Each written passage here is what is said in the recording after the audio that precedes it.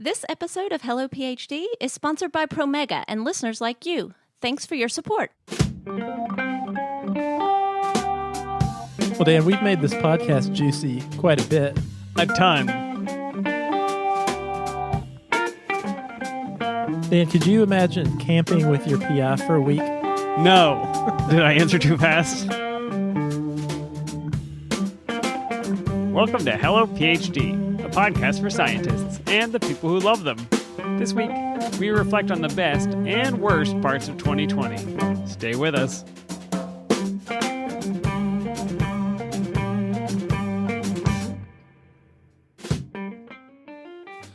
And we're back. This is Hello PhD, episode 147. I'm Joshua Hall. I'm Daniel Arneman. And we'll discuss the human side of science and life in the lab. Hey there, Dan. How is your holiday going? So far, so good. It is nice to... It's hard to say it's nice to take a break because I haven't left my house in 4 or 5 months, but it's still nice to take the time off of work and to have an irregular schedule and play board games and video games and all the things we got for Christmas. So it's definitely been good. How about you? You know, I was reflecting on the fact that the week between Christmas and New Year's might be my favorite time of the entire year. Every year, I always have this moment. Things are so busy leading up to the Christmas holiday. And in my line of work, I'm doing admissions. We have an admissions deadline at the beginning of December. We're reviewing all these applications. So December is actually one of the busiest work months of my year. So by the time we get to Christmas, I'm exhausted and I'm kind of ready for a break. The air runs out of the balloon. Well, I always will do this. The day after Christmas, I'll kind of count on my fingers. And it's the same every year. I don't know why, but I'll count on my fingers how many days are left until New Year's Day.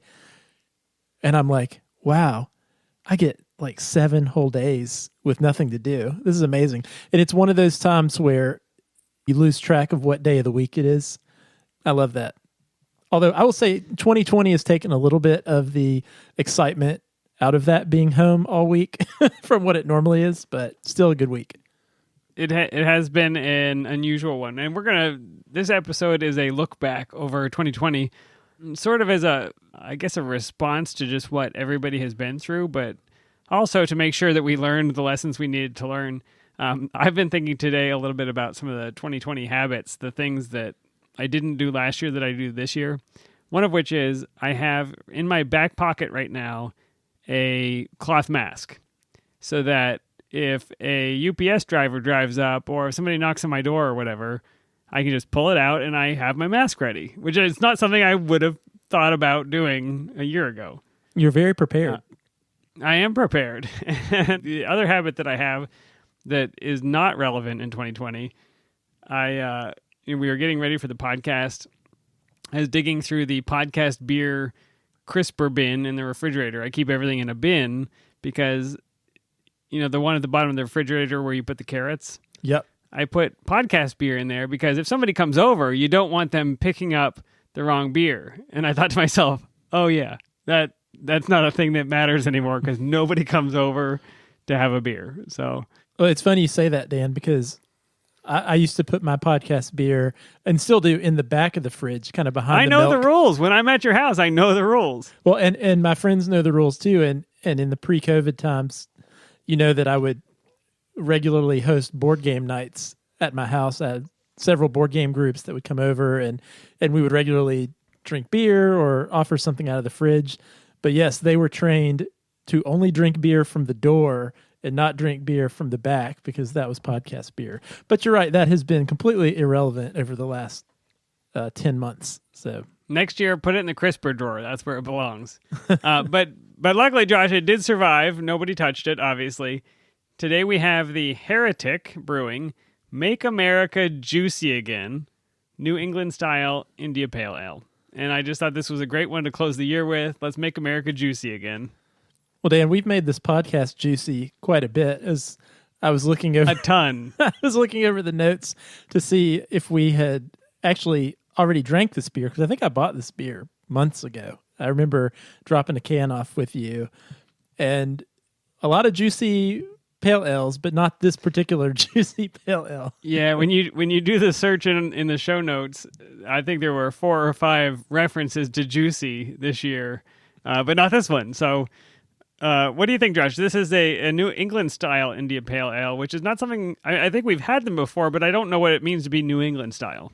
We know, Dan, I think New England style IPAs are sort of our jam. I think this is probably, if we were out at a bar with dozens and dozens of taps and felt overwhelmed and the bartender said, "What do you normally like?" I think New England style IPA is something we could comfortably say and probably get something we would enjoy. So a New England IPA is a style of American IPA that tends to be very tropical and citrus fruit forward. So it's got a lot of hop aroma and it's very heavily hopped, which is where the hazy color comes from. But the New England IPAs tend to be known for a little bit of a smoother flavor and less of that in-your-face bitterness of a more typical IPA. And quite easy to drink and delicious any time of the year, in my opinion. Yeah, that is a great thing to take with me next time I can go out somewhere. If I look for a New England style IPA, I can expect the same sort of citrusy, fruity, hoppy, smooth flavor. There you go. And this one, of course, New England style IPA was brewed in Fairfield, California. Like all the good ones. I'm not sure how we happened upon this one, but you probably saw the name on the can and thought it was funny, and that's where we are today. That is exactly what happened. Well, Dan, I know we are thankful for lots of things this holiday season, but I'm also thankful for our friends at Promega. Whether you need help choosing the best assay to get answers that you're looking for, or you want help ensuring a perfect PCR every time, or maybe you just want to browse specially curated content to help with your graduate training, check out the Promega Student Resource Center at promega.com/hellophd. Excellent, Josh. Well, hopefully you are far enough into that juicy IPA you are ready to think back on 2020 and learn something from it. So let's get into the show.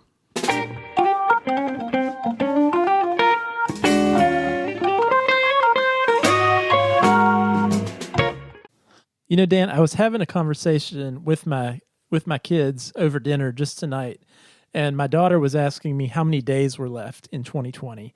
And today, as we're recording this, now is December 29th, so I told her there are 2 more days until 2020 is over. And she said, "Oh, it's been such a long year." And I'm not sure, on one hand, that's true, but, time goes so fast, Dan. We passed a milestone of over 5 years doing this podcast this year, and that's gone so fast. It seems like just yesterday it was springtime, and we thought, okay, well, this is cute. We're staying home for a couple weeks, and then life will go back to normal. I feel like in some ways, wow, this year, like any year, it's really gone by quickly. It's over. We're facing the end of it now. I remember when I first had kids, somebody told me the phrase, and it's true, the phrase, days are long, years are short, is that a single day can feel like it just drags and drags and drags. And this is true if you have little babies and kids. But then you blink your eye and the whole thing is over. And so that applies for me now. I mean, it's crazy to think it wasn't that long ago that I was rushing. We were talking about there was no toilet paper in the store and I better stock up on canned beans and whatever, the things that we were afraid of, the things that we expected and anticipated. And then slowly over time, as they were unveiled and what we actually learned about the virus and about what steps we really needed to be taking. Josh, I don't know about you. I haven't wiped down a cereal box with a Lysol wipe recently, but I definitely did that. And there were YouTube videos about how you need to take home all your groceries and do that. Maybe that'd be helpful now. I don't know, but I feel like so much has changed from when we first learned about this year. Dan, as scientists, I think something that we have all experienced, even if it's just in our own projects that we work on in the lab, I think we're familiar with this going into something new and really knowing nothing, and then slowly, piece by piece, learning more and more about it until at the end of maybe a dissertation or a time in a lab, you're kind of an expert at this small topic. And on one sense, Dan, we lived through that in real time in our real lives. We lived through this pandemic where you're absolutely right. Back in March and in April, we knew so little about this infectious disease. I can remember too, Dan, going to the grocery store, being very aware of where my hands were at every moment, thinking about, okay, well, I touched the cart, so I can't touch my cell phone until I get back in the car and wipe everything down. And, I haven't been that, been that cautious about hand sanitizing and all that for months now. But I'm very cautious about wearing my mask, making sure people around me are wearing masks, staying distant from other people, because we've learned so much more about the transmission of this virus over the past few months. Yeah, and that was one of our major themes. So I pulled out some themes for Hello PhD in 2020, and obviously the first one is COVID. I mean, we talked about this regularly as it unfolded, as it affected students, as it impacted admissions. We kind of covered the zeitgeist of what does it look like when your lab shuts down, and how were students reacting to that? How were people freezing cells down? What were they having to throw away? What number of years of research of, we talked about fly lines, things that had to stop. They had to be put on hold because we didn't know what this virus would do. We talked about what to do about your dissertation defense, adapting to these new technologies. Some aspects of our training went on, and you had to find a way to adapt. And some people were more successful than others because they were able to adapt rapidly, and we tried to get that out. And then what it looked like to go back into lab when things were still dangerous. This was an open question for people who had to go back and reopen their research, and there's a pandemic raging. What do you do about that? I mean, these are all such important topics and deeply impacting the amount of work that got done this year in research labs. Yeah, and it really did impact different people in different ways. We talked to grad students who were at the very beginning of their training, who were just trying to figure out their lab rotations and their dissertation lab, and that got completely disrupted. We talked to other grad students who were at the finish line. Actually, Dan, one of our first episodes of the year was we had our friend Susanna Harris on the show to help us out with listener mailbag. And at that time, this was in the pre-COVID 2020 days. February at some point, right? Yeah, and she was here talking about getting ready to defend her dissertation. And we were all in the same room. My head is exploding. 3 people here in the studio together. It's unbelievable. But Susanna's a great example. But we talked to Ashton Merck in our episode 131. A lot of grad students ended up defending their dissertations not in front of a live audience with their families and friends there with them, but sitting in their pajama pants in their bedroom or living room. And that had its own challenges. Faculty trying to learn how to manage a lab from a distance and how to train new people remotely. Lots of challenges faced. But one thing that has really impressed me is that scientists and really humans in general are very resilient and creative. And just seeing the ways that all of these scientists have worked with what they had to really keep their work going and keep pursuing their passion, even with all these obstacles that 2020 threw in front of them. Right. And we talked a little bit in episode 134, Lessons from the Quarantine, about the value of this slowing down period. Josh, I know that this was important to you. The idea that there are things we learned during this time that we needed to take with us, that we carry forward. Do you remember what some of those were? Yeah, I sure do.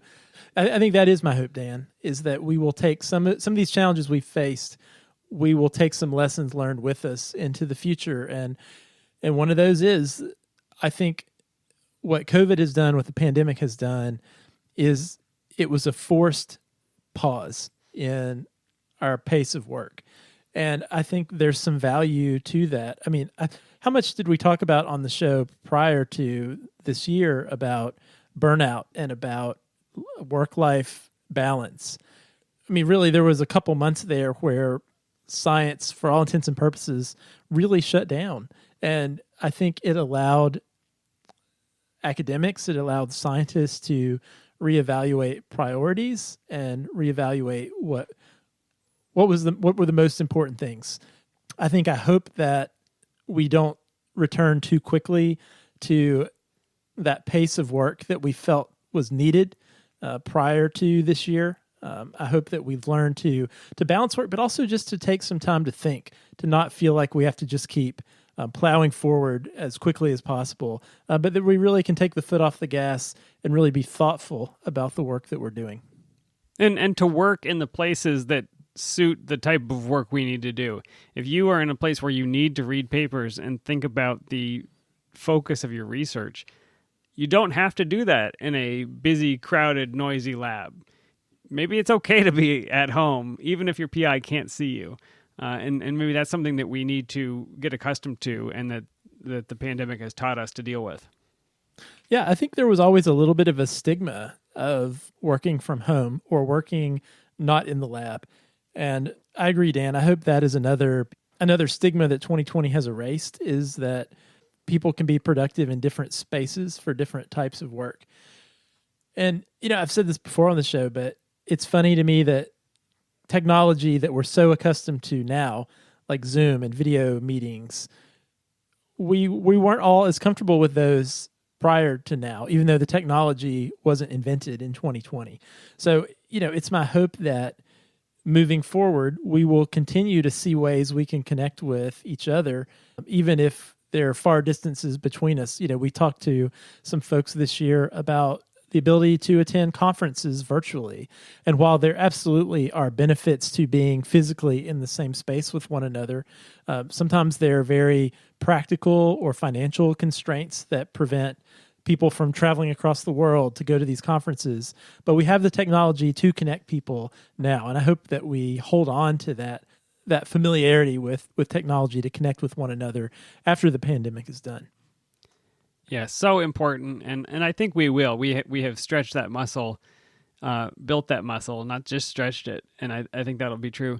Josh, it's impossible to ignore during this pandemic how important science is. As this vaccine rolls out in, 8 or 9 months after the sequence of the virus was published, which itself was an incredible feat of science, we are now vaccinating people and basically stopping a pandemic as fast as we possibly can, and faster than anybody believed was possible. And it is all because of research scientists. And it's not just the ones that were working on it in 2020. It's the ones that were working on it in 1980 that laid the foundation year upon year. And I guess all the years in between, not just 1980. But science is changing the course of history. And I just think we need to pause and recognize how amazing that is. It's remarkable, Dan. I mean, it really is remarkable. And, science is the answer to this problem that we have, this vaccine that's coming out. I think, Dan, what it puts into focus for me a little bit is one of the reasons why we do this show is we've said it so many times, but we believe that science is important, not just for solving problems like COVID, but for addressing a lot of the big problems that we face as a society. And to do that, we need all hands on deck. We need lots of different people with lots of different ways of thinking to address these really complicated and complex issues. And so what we want to make sure is we're not losing these really amazing people that maybe hold the keys to solving the next big problem that we face as humanity.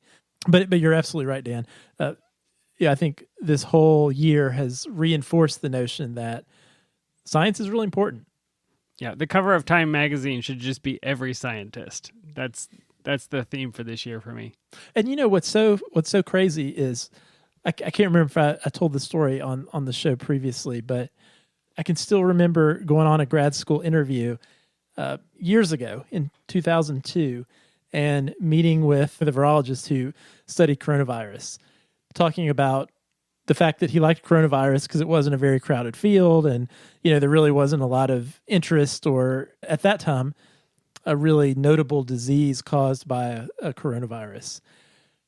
But the fact that work, that for a long time, didn't have an obvious public health implication associated with it, those people, those scientists and their work were then on the front lines of solving the biggest pandemic of our lifetime. So no matter who you are out there, the work you're doing, you never know. Even if the work, maybe day to day, you're pipetting small volumes of liquid into other small volumes of liquid, you never know if the knowledge you're creating might be a piece of the puzzle for solving the next big problem that we face. So true. 2020 was not just the pandemic, Josh, and one of the other, in the United States at least, one of the other things that made news was violence against Black people and sort of an awakening in the United States about racism. I know this happens every few years, it feels like, but this year really felt different. And we did what we could to cover the importance of diversity and inclusion and how that would impact research and the graduate school training process. You want to talk about some of your favorite interviews or aspects of that, Josh? Sure, Dan. I think we learned so much from some of the guests that we had on the show this year. Throughout the years we've done this show, there are thoughts or there are lines that sort of stick with you that you kind of remember and take with you. And a few come from these topics that we discussed this year. We had Dr. Ashala Freeman on the show. And one of the things she talked about was when we think about academia, we don't necessarily want to fix academia, but we want to reimagine academia because perhaps academia wasn't necessarily built for the purpose of being inclusive. And so if we think about making academia a more inclusive place for everyone, maybe fixing it is not the right answer because that's not what it originally was intended to do. Instead, we need to reimagine how it could be in order to make it an inclusive place for everyone. And I really love that. I love that thought of, you know what, let's not just think about tweaking it. Let's not just think about moving the pieces around, but let's really reimagine how we want academia to be. And Dan, that's something we love to do here on the show is completely tear down. We're not afraid to break things. Slaughter the sacred cows and think about ways we can just completely start from scratch and rebuild it from the ground up. Yeah, and I thought, your interview with Dr. Kenneth Gibbs was so valuable in that same theme because what he talked about was what does it look like if every scientist, every person who shows up in the lab can express him or her full self? What does it look like when you are not a person of color pretending to act like the white scientists, but you are a person of color being yourself, being your full potential in a research setting? And what does that do to the way we think about scientific problems and solving those problems? It's a beautiful picture of what we need to do to, like you said, Josh, stop traveling down this track and kind of patching it, but maybe imagine a whole new track. Yeah, and he really pointed out the fact that we have to really achieve equity and inclusion in science. We have to move beyond just bringing people in. That's one piece of the puzzle, but creating spaces where people can be fully themselves. And I think that's such a valuable insight that is definitely going to stick with me. And that's episode 142 if people want to check that out. And I highly recommend people do listen to that interview with Dr. Gibbs. Yeah, we will link all of the episodes we're referencing in the show notes so you can kind of get a breakdown by theme if that's something you're trying to catch up on. And then, Dan, sort of the last thing on this topic was episode 135. We talked a little bit about really becoming an advocate of anti-racism in your academic spaces. And we talked a little bit about some ways that you, as a graduate student, as a postdoc, as a trainee, if someone in that space can really work to further these goals of equity and inclusion wherever you are. And the first thing we talked about was to really start with ourselves. We have to learn. I mean, we are academics, we are scientists, and part of being a scientist is if there's something you don't know about, you use your brain to learn about these things. And, we can educate ourselves about things like microaggressions, stereotype threat. We have the tools. There are plenty of books and websites and resources that we can utilize to really educate ourselves. And then we can move ourselves from just being a bystander in our spaces to being an upstander and not just being content with being not racist, but actually being an active force of anti-racism in the spaces where we are. And, one of the things we really tried to do in that episode was to encourage and empower trainees, graduate students, postdocs, undergrads, to look around your own setting. Is there representation where you are of black and brown faces? Does the makeup of your department look like the makeup of the town where you live? And beyond that, like Dr. Gibbs talked about, are the students and the faculty and the other people in the department, are they able to really exist in that space as their full selves? And if not, talk about these things. Bring this up with other trainees who maybe have noticed these things too. But also voice those concerns, voice those observations to leadership and people in positions of leadership in your department or unit.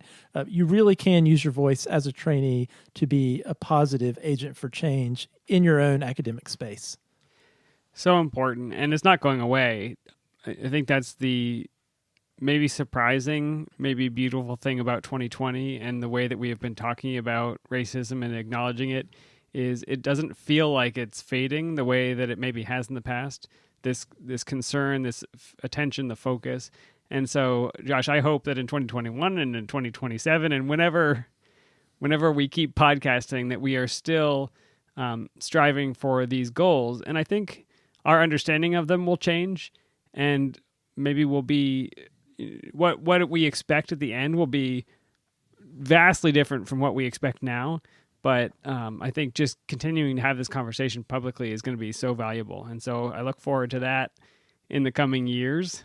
Another interesting theme from this year in podcasting, Josh, I personally got to interview a lot of book authors, which was really fun for me as a person who cares about books and likes books. What are you saying, Dan? Am I the person on this show who doesn't care about books? No, I'm saying that it's something that you don't read, Josh. Come on. That's true. You listen to podcasts.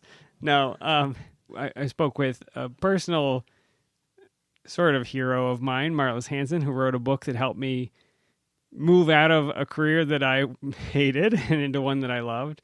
And that was a very recent one. We don't need to dwell on that. We talked with Dr. Andres de los Reyes, who wrote a toolbox. He wrote a book about tools that you can use as an academic and early career researcher for finding your way and being successful in that. And it's such a niche topic, right? Amazing that somebody sat down and wrote a book about how to do well as an academic. But the one that really stuck with me, Josh, was my interview with Dr. Mario Livio, who wrote Galileo and the Science Deniers. I mean, this one, it's a history of Galileo, but there are things for us in 2020 to understand and maybe fear and to appreciate. Yeah, Dan, when you first came to me about this interview, I may have even said this to you. I was like, does this really fit, Dan, with our show? Books. Who likes books? Nobody. What is this show? Are you a book review show now? What is this all about? It's like all these black splotches on a piece of paper. What even is this?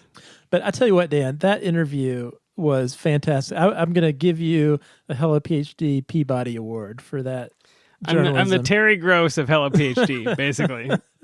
But, I got so much out of that episode, Dan. I was listening back. I usually do the editing of the show, and I remember I was editing that interview that you had done. It was the first time I'd listened to it, and I just sort of stopped editing. I was so engrossed in what Dr. Livio had to say, and what really struck me was, we did this show. When did we do this show? Yeah, we did this show in May of this year. So we were really in the thick of quarantine and pandemic life, and labs were just trying to figure out if they could start back up. And, May really was about the time where, at least here in the United States, we transitioned from, oh, wow, we've got to all rally together around this common enemy, the virus, to this sort of political factionism, tribalism, where, oh, well, now we're going, the way we respond or even think about this pandemic is through the lens of our own maybe political persuasions. And that was a real defining focus of the United States, of being an American during this pandemic. And the fact that Dr. Livio, wrote this account of Galileo facing these science deniers, he wrote this book pre-COVID, but that was all I could think about were the parallels that Galileo faced with maybe the parallels of what maybe Dr. Fauci faced, here in 2020, trying to educate the public about a COVID and staying safe from a public health perspective. It was just amazing. It was almost like history was repeating itself. Yeah, it's a little bit frightening that it is still so easy to find those parallels. And I think we've seen more of them even recently. If you publish statistics on COVID and you're a government agent, you may be in trouble. If you show up at an event and wear a mask, you may be labeled as a dissenter and kicked out of whatever group. So Galileo faced death if he didn't recant his beliefs and his views. And he was a political agent. He tried to modify what he said to not get in trouble, and he wrote in such a way that he had plausible deniability, and some of these things still happen, but I don't know.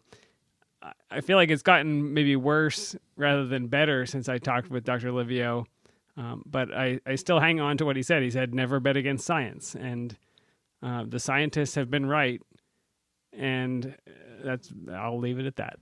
Well, I highly recommend anyone listening to this episode who did not have a chance to check out episode 133 with Dr. Livio. I highly recommend it. I have to admit, Dan, if I was a podcast listener and I saw Galileo and the science deniers pop up across my feed, I am not a student of history. I might think, give me more of the episodes about my PI sucks or imposter syndrome or something like that. They're infinite, Josh. Those PI sucks episodes are infinite. You can listen to those all day. What does this old guy from hundreds of years ago have to say to me today? But I tell you, that episode absolutely is 100% relevant for what we are all living through today. So I highly recommend that folks check that one out if they haven't already. Well, you know what else is relevant this year, Josh, and what I loved? I think this is the largest number of mailbag episodes we have done in a single year. And that may include the years when we podcasted every week.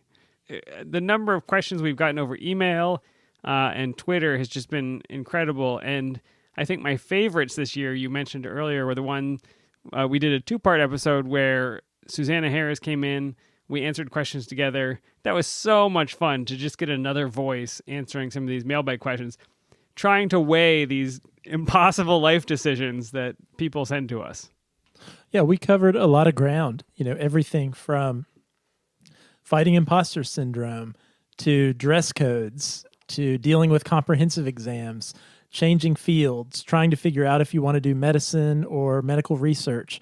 So many questions. And Dan, I think we say it every time we do a mailbag, but those are really some of our favorite episodes to do because, we do this show for you, for the people listening.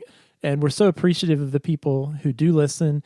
And that's our main motivation. We want to make things better. We want to make your time in grad school as great as it can be. So make grad school great again, or make grad school great for the first time. I don't know what the right saying would be. It wasn't great for me, Josh, so it ought to be great. It can't be great again. Well, that's it. But like you said, Dan, we got so many of your questions this year, and please keep them coming. We hope to answer lots more of your questions in 2021.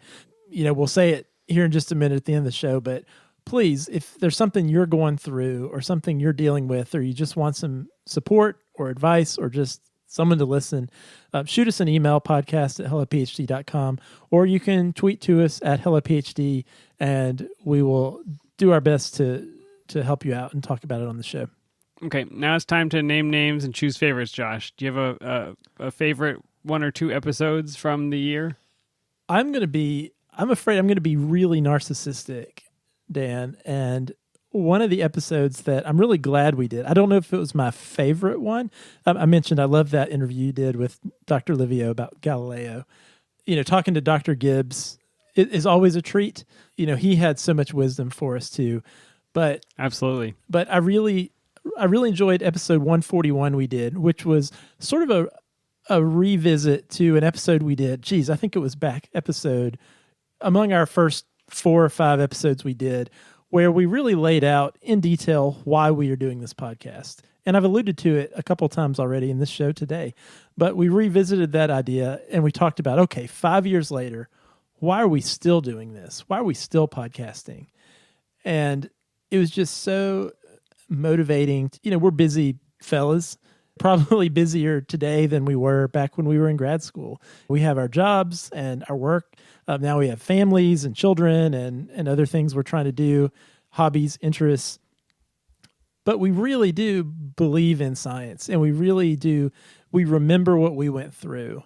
And we're still as passionate today about helping people get through the process as pain-free as possible, but to make sure that people know they're not alone, because it really can be a very stressful time, a very isolating time going through graduate school, and we want to make sure you're not alone, and we are as passionate about that today as we were 5 years ago when we started the show.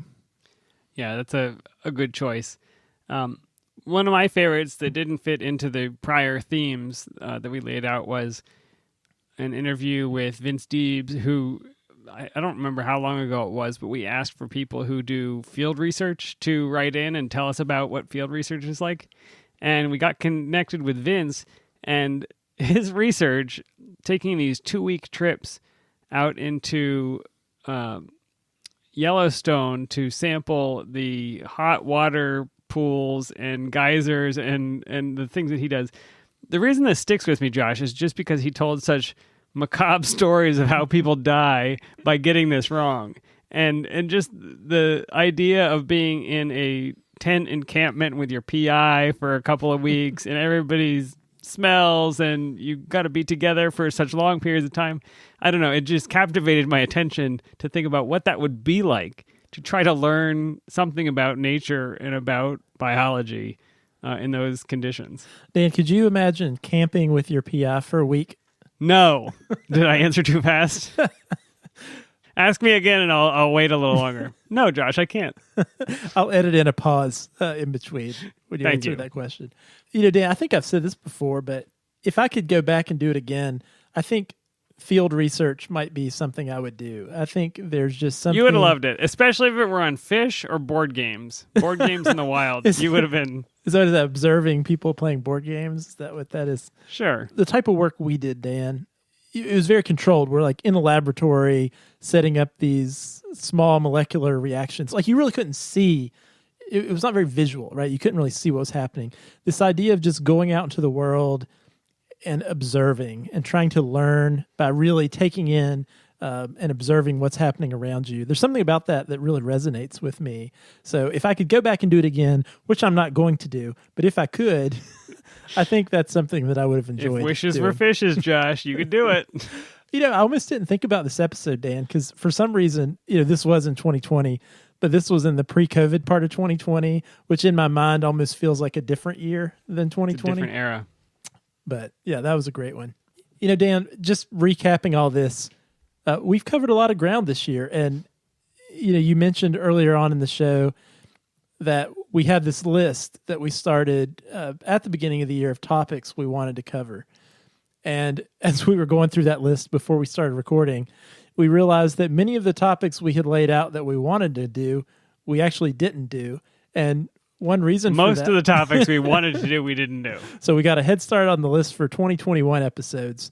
But, one of the things we've always wanted to do is really react to what's going on in the world now. And we never would have anticipated in January when we were having that meeting that we would have all these episodes on a pandemic and living through a pandemic. We would have honestly never anticipated having this many, devoting this many episodes to diversity and inclusion and anti-racism. But these are important topics that we will continue to address. And it's been an interesting year, Dan, and would probably be remiss without saying in the almost 5.5 years we've done this podcast, another big change. We had recorded every episode of this show together face-to-face in the same studio, but this year brought the changes of 8 months of episodes where you are at your house, I'm at my house, we're doing this over Zoom. It's functional. FaceTime to FaceTime. FaceTime to FaceTime. But Dan, I have to say, I miss getting together and having a beer with you in person. Because I think if there's something that we do miss from these Zoom meetings is, we're very much task at hand, right? We get on our Zoom meeting, whatever the topic is, we kind of get right down to business, which can be good, but there's none of that sort of interpersonal interaction after the fact, right? The chit chat, like, how's your family? How you doing? What movies have you seen? There's no time for that, Josh. You gotta hurry before the kids wake up and run into my office. It's true. But I can say, Dan, 2021, I'm looking forward to hopefully having you back here in the home studio sometime soon. Yeah, and we can thank scientists for that opportunity, because without everybody listening, it would be 2027 before it was safe to do that. And so I guess we'll close it with a thank you to everybody that listens, that works day to day to make our lives better, and I just appreciate so much what everybody is doing in the lab, a career that I could not personally sustain, but that I know the value of, and I know the challenge and the heartache and the joy and the discovery. And I'm so thankful for everybody out there listening that is still doing that and making it possible for us in 2021, Josh, to get vaccines and to be back together and go on with our lives. It's amazing. Hear, hear. Yes, thank you. Well, as we mentioned, if you have a question or a topic idea, we would love to hear it. Email us podcast@hellophd.com or send us a tweet at hellophd. If you like the show, you can leave us a review on Apple Podcasts. We love getting your feedback. And if you'd like to support the show, you can become a patron. Simply go to our website, hellophd.com, click the Become a Patron button, or you can visit patreon.com/hellophd. We would appreciate the beer money, and thank you so much to the ongoing support from all of our patrons. Dan, I guess we are closing the book on 2020. None too soon. With that, I guess I will say to you, I'll see you next year. See you next year, Josh.